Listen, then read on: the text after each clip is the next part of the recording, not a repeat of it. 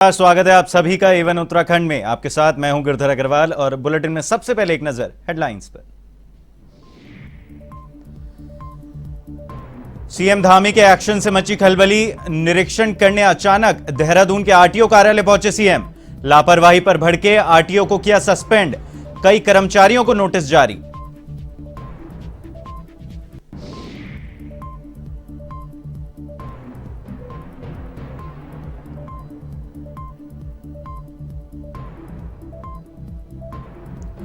विधानसभा अध्यक्ष ऋतु खंडूडी भूषण का कोटद्वार दौरा।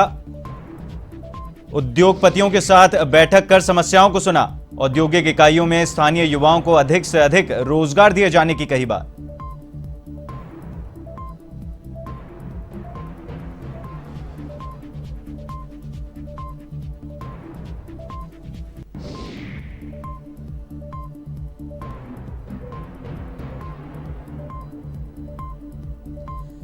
आम आदमी पार्टी को उत्तराखंड में बड़ा झटका। अजय कोठियाल ने छोड़ी पार्टी। विधानसभा चुनाव में थे सीएम पद के उम्मीदवार।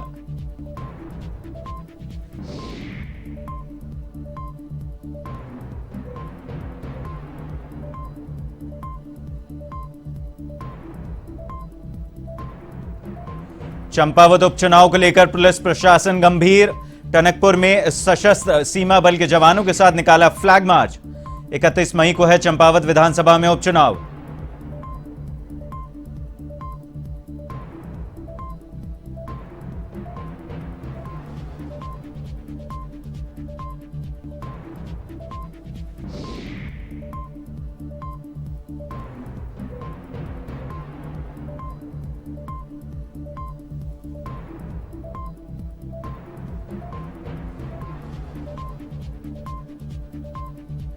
बाजपुर में नाबालिग से दुष्कर्म का मामला आया सामने। पीड़ित पिता ने दी 2 युवकों के खिलाफ तहरीर। मामले की जांच जारी।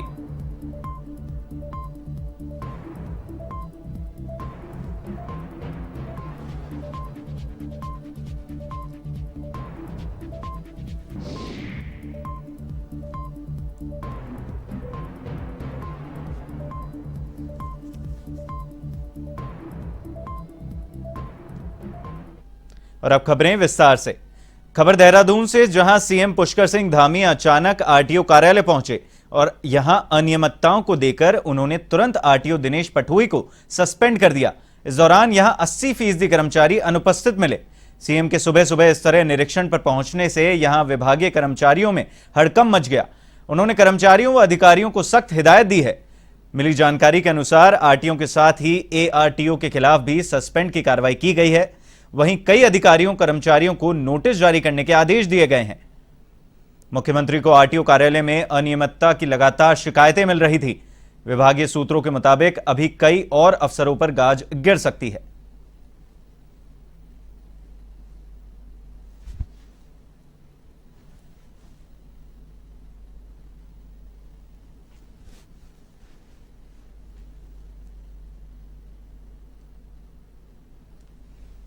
प्रदेश की जनता को ठीक प्रकार से सुविधाएं मिलें और जो हम लोगों ने, हमारी सरकार ने जो तय किया है कि 10 बजे का टाइम है, 9:30 बजे का टाइम है, उस टाइम पर सभी कार्मिक अपने अपने दफ्तरों में पहुँचें।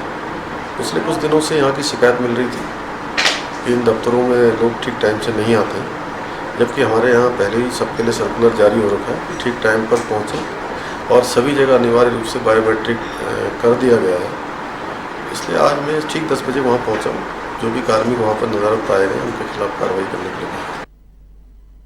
विधानसभा अध्यक्ष ऋतु खंडूडी भूषण कोटद्वार दौरे पर रहीं, जहां उन्होंने सिडकुल में स्थापित विभिन्न औद्योगिक इकाइयों के उद्योगपतियों के साथ बैठक कर उनकी समस्याओं को सुना। इस दौरान विधानसभा अध्यक्ष ने औद्योगिक इकाइयों में स्थानीय युवाओं को अधिक से अधिक रोजगार दिए जाने की बात कही। साथ ही श्रमिक कानून का उल्लंघन न करने के सख्त निर्देश दिए हैं।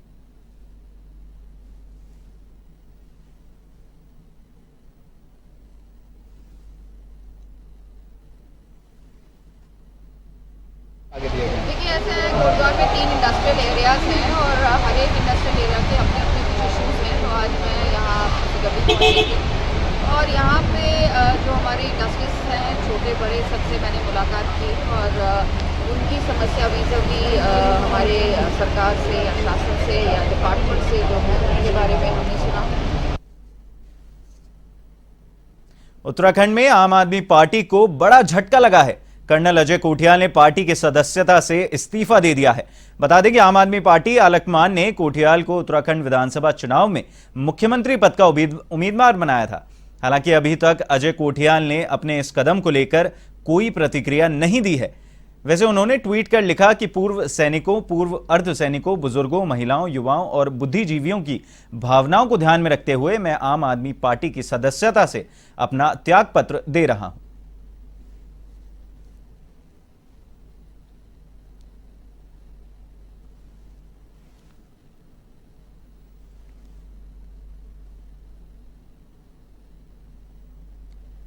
आम आदमी पार्टी के सीएम कैंडिडेट रहे अजय कोठियाल ने इस्तीफा दे दिया है। आम आदमी पार्टी को उत्तराखंड में यह बड़ा झटका मिला है। अजय कोठियाल ने पार्टी छोड़ दी है। विधानसभा चुनाव में सीएम पद के उम्मीदवार रहने वाले थे। इस तरह से आम आदमी पार्टी को छोड़ने के बाद अब आम आदमी पार्टी के पास सीएम पद के उम्मीदवार के लिए कोई नया चेहरा नहीं है।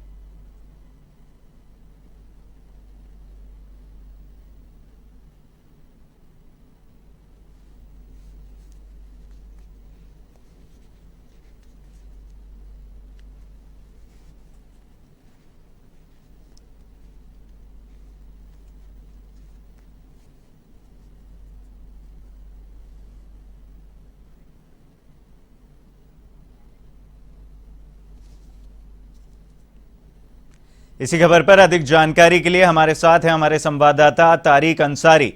जी तारिक, बताएं किस तरीके से आम आदमी पार्टी इस त्यागपत्र को लेगी और कौन सा नया चेहरा सामने आएगा? जी बिल्कुल, मैं आपको बता दूं कि आज कर्नल कोठियाल ने जो है आम आदमी पार्टी से इस्तीफा दे दिया है। उन्हें आम आदमी पार्टी ने उत्तराखंड में मुख्यमंत्री के चेहरे के तौर पर पेश किया था, लेकिन वो चुनाव हार गए थे और जाहिर तौर पर अब ये माना जा रहा है जो भी आम आदमी पार्टी ने नए प्रदेश अध्यक्ष की उत्तराखंड में नियुक्ति की है दीपक बाली के, तो कहीं ना कहीं इससे लेकर वो नाराज चल रहे थे क्योंकि वो चाहते थे कि कहीं ना कहीं उन्हें भी कुछ जो है संगठन में जगह दी जाएगी। तो लगातार ये चर्चाएं जारी थी कि कहीं ना कहीं अजय कोठियाल नाराज हैं तो अपना इस्तीफा को सौंप सकते हैं, लेकिन अजय कोठियाल ने जो इस्तीफा देने की वजह बताई है, उन्होंने कहा है कि मैंने त्याग पत्र इसलिए दिया है क्योंकि पूर्व सैनिकों और सैनिकों, बुजुर्ग और महिलाओं, युवाओं, बुद्धिजीवियों की भावनाओं को देखते हुए मैंने इस्तीफा दिया है। जी तारिक, ये बताएं कि आम आदमी पार्टी इसके बाद क्या नया कदम उठाएगी, क्योंकि सीएम पद के लिए ये उम्मीदवार थे और अब आम आदमी पार्टी के लिए एक बड़ा आघात पहुंचा है उनको। बिल्कुल, मैं आपको बता दूं ये कर्नल अजय कोठियाल जो थे वो भी जो विधानसभा चुनाव है तो उसमें कर्नल कोठियाल को जो है मुख्यमंत्री पद का उम्मीदवार आम आदमी पार्टी ने अपनी तरफ से घोषित किया था, लेकिन वो इस्तीफा दे चुके हैं। जाहिर तौर पर आम आदमी पार्टी उत्तराखंड में इतनी मजबूत अभी नहीं है, क्योंकि अगर बात करें हम चंपावत उपचुनाव की तो आम आदमी पार्टी चंपावत उपचुनाव में भी हिस्सा नहीं ले रही है। जाहिर तौर पर कुछ ना कुछ आम आदमी पार्टी को कदम उठाना पड़ेगा, क्योंकि कर्नल अजय कोठियाल जो है उनके साथ जो है बहुत ज्यादा कुनबा जुड़ा हुआ था। वो जो है जन भावनाओं की कदर करते थे, लोगों से उनके साथ जुड़े हुए थे, क्योंकि वो सेना में भी रहे और लगातार उन्होंने उत्तराखंड के लोगों को ट्रेनिंग दी है सेना के लिए, सेना में जाने के लिए। लगातार जनसेवा की भावना वो रखते हैं और उन्होंने उत्तराखंड के कई लोगों की सेवाएं की है और ट्रेनिंग दी है। जी तारिक, तमाम जानकारी साझा करने के लिए धन्यवाद। ये थे हमारे संवाददाता तारिक अंसारी। आम आदमी पार्टी के प्रदेश उपाध्यक्ष शिशुपाल रावत बुधवार को पहली बार हल्द्वानी पहुंचे। यहां पार्टी कार्यालय में कार्यकर्ताओं ने उनका जोरदार स्वागत किया। शिशुपाल रावत ने संगठन को मजबूत करने के लिए कार्यकर्ताओं के साथ बैठक भी की। इस दौरान उन्होंने मीडिया से कहा कि विधानसभा चुनाव में पार्टी की हार का सबसे बड़ा कारण संगठन का कमजोर होना रहा, जिस वजह से हम प्रदेश में एक भी सीट नहीं जीत पाए, जिसके बाद अब एक बार फिर से पार्टी को मजबूत किया जा रहा है। साथ ही कार्यकर्ताओं से अपील की गई है कि अरविंद केजरीवाल की नीतियों और दिल्ली मॉडल को जनता के बीच ले जाएं। उन्होंने भाजपा और कांग्रेस पर निशाना साधते हुए कहा कि इन दोनों पार्टियों ने आज तक प्रदेश का कोई विकास नहीं किया, बल्कि केवल प्रदेश को लूटा है।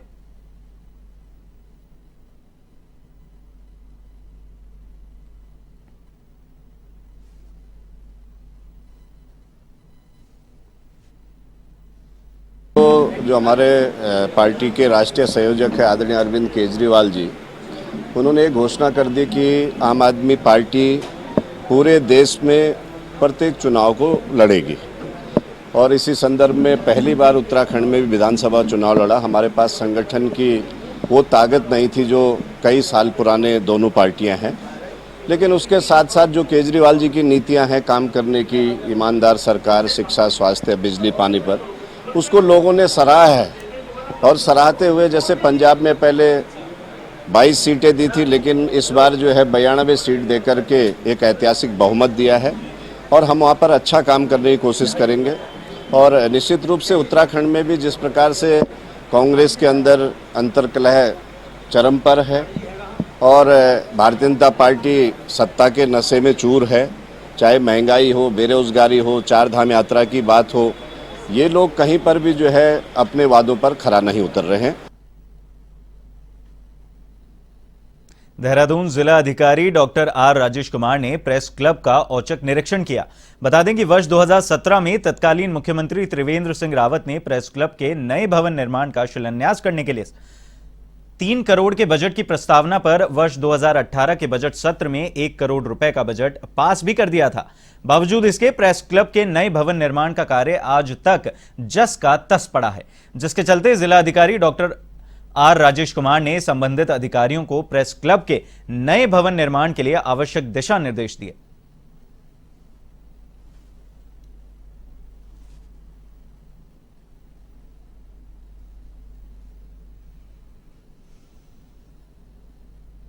निरीक्षण भी किया और एक तरीके से आपके आमंत्रण के दृष्टिगत भी यहाँ पे आया। आज कुछ आउटस्टैंडिंग इश्यूज थे जिसकी वजह से कुछ साल पहले माननीय मुख्यमंत्री जी द्वारा इसका शिलान्यास किया गया था नए बिल्डिंग का, लेकिन कतिपय कारणों की वजह से कार्य शुरू नहीं हो पाया।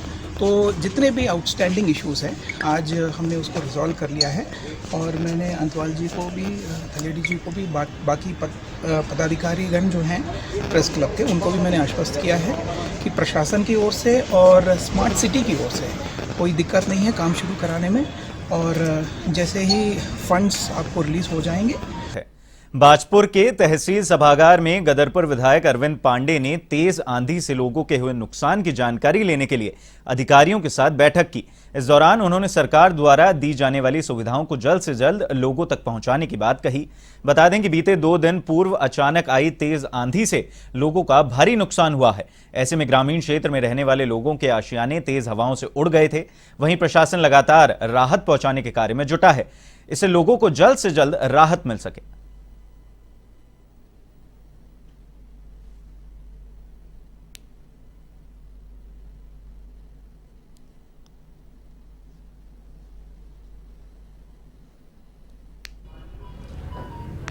और इस आपदा में जनजीवन प्रभावित हुआ है। झुग्गी झोंपड़ी वाले जो टीन शेड में रहते हैं, ऐसे लोगों को दिक्कतें आई है और इसके लिए स्थानीय जो प्रशासन है, इन लोगों ने जी तोड़ मेहनत किया है। जितने लेखपाल हैं, हमारे एसडीएम हैं, सरकारी जो तंत्र है, इन सब लोगों ने गांव में जाके सघन अभियान चला के सबकी समीक्षा की है और जो पात्र हैं जिनको तत्काल सहायता की आवश्यकता थी, तो जो आपदा में जो राहत राशि जो मंजूर है, जो मानक है, उस मानक के तहत सरकार ने तत्काल अधिकारियों के माध्यम से लाभार्थियों तक पहुंचाने का काम किया है। और आज हमने से यहाँ बाजपुर विकास खंड की, तहसील की, हमारी विधानसभा भी उसमें आती है, इसकी समीक्षा बैठक मैंने की है और समस्त जितने कर्मचारी हैं इन सब लोगों ने रिपोर्ट दी है। चंपावत टनकपुर में सीओ अविनाश वर्मा के नेतृत्व में सशस्त्र सीमा बल के जवानों के साथ मिलकर फ्लैग मार्च निकाला गया। आपको बता दें 31 मई को चंपावत विधानसभा में उपचुनाव होना है और जनपद में उपचुनाव को निष्पक्ष एवं शांतिपूर्वक संपन्न कराए जाने के लिए फ्लैग मार्च निकाला गया।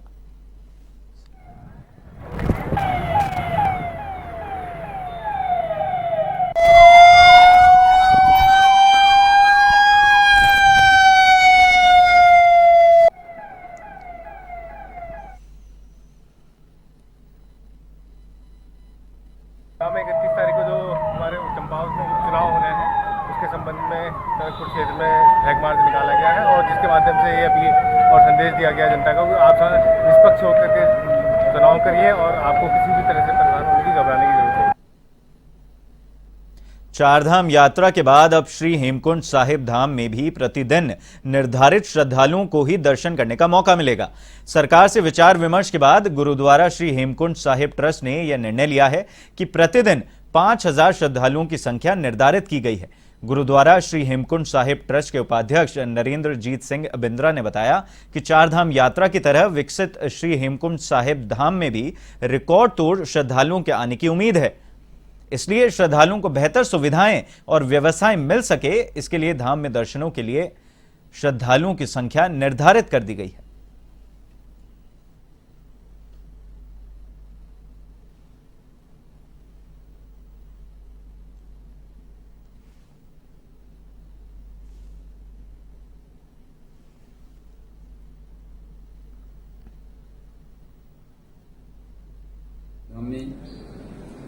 ट्रस्ट के सभी ट्रस्टी साहबान, सभी धार्मिक संस्थाओं के मुखी एवं सरकारी मंत्री 19 मई को ऋषिकेश से यात्रा को हरी झंडी देकर रवाना करेंगे।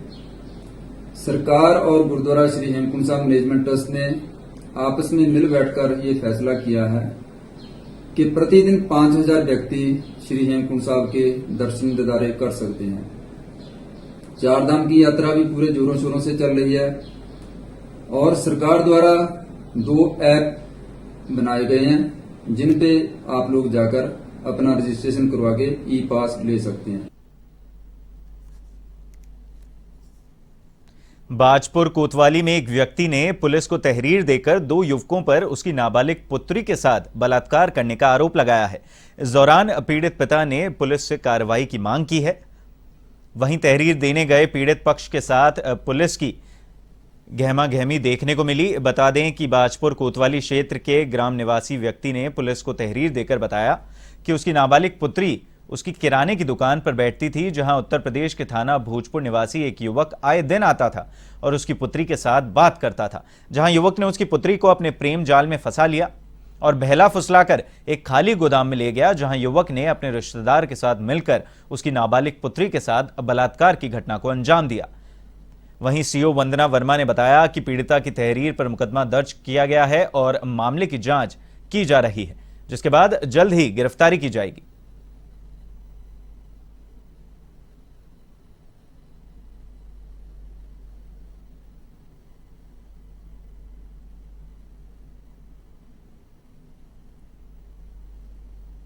का मामला है। इसमें एक व्यक्ति द्वारा ये तहरीर दी गई है कि उसकी नाबालिग पुत्री के साथ उसी के पड़ोस में रहने वाले 2 लड़कों ने बलात्कार किया है और बार बार बलात्कार करने के बाद जान से मारने की धमकी और अन्य तरीके से धमकाया गया है। मौसम विभाग के पूर्वानुमान को देखते हुए जिला प्रशासन ने केदारनाथ यात्रा को लेकर येलो अलर्ट जारी किया है। यात्रा सहित अन्य पर्यटक स्थलों पर पहुंच रहे श्रद्धालुओं पर्यटकों से बारिश होने की स्थिति में पड़ावों पर शरण लेने की अपील की गई है। साथ ही यात्रा से जुड़े अधिकारियों को सतर्क रहने के निर्देश दिए गए हैं।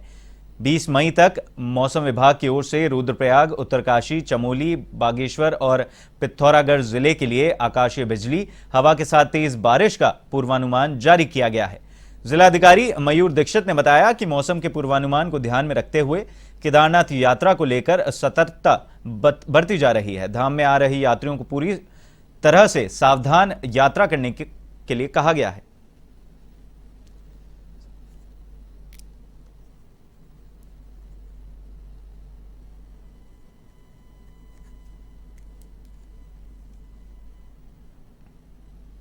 बुलेटिन में फिलहाल के लिए बस इतना ही। देश और दुनिया की तमाम बड़ी खबरों के लिए आप देखते रहिए A1 TV।